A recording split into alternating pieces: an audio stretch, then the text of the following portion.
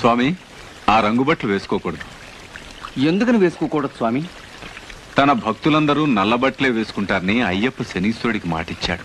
శనేశ్వర, నా భక్తులు సంవత్సరానికి మండల కాలం నీ 7 ఏళ్ల పీడనలో అనుభవించు కష్టాలన్నీ అనుభవిస్తారు. నీకిష్టమైన రంగు నలుపు కదా. నల్లని వస్త్రాలు ధరించి, పాదరక్షలు విడిచి, నఖకేశ సంస్కారాలు మాని, మాలధారణతో దీక్షాబద్ధులై స్వీయ ఉనికిని కోల్పోయి స్వాములుగా పిలువబడతారు. కఠోరమైన బ్రహ్మచర్య వ్రతాన్ని అవలంబించి స్వామియే శరణమయ్యప్ప అని శరణు ఘోష చేస్తూ అడవుల వెంబడి పాదచారులై నా దర్శనార్థం వస్తారు. అటువంటి నా భక్తులను నీవెప్పుడూ పట్టి పీడించరాదు. శుభయోగములనే కలిగించాలి. ఇది నా ఆజ్ఞ. ధర్మశాస్త్రవతారమైన నీ శాసనము నాకు శిరోధార్యం. ఆ విధంగా మణికంఠుడు శని నొప్పించాడు. తన భక్తులకు శనిపీడ లేకుండా చేశాడు. అందుకే